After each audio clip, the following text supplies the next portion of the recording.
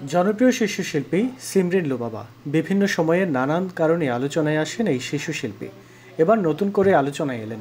অনেকদিন ধরে নিজেকে ইসলামের ছায়াতলে এনেছে লুবাবা, তবে নিয়মিত রয়েছে ব্লগিংয়ে, অর্থাৎ সামাজিক মাধ্যম, ফুড ব্লগিং, ট্যুর ব্লগিং করছে নিয়মিত।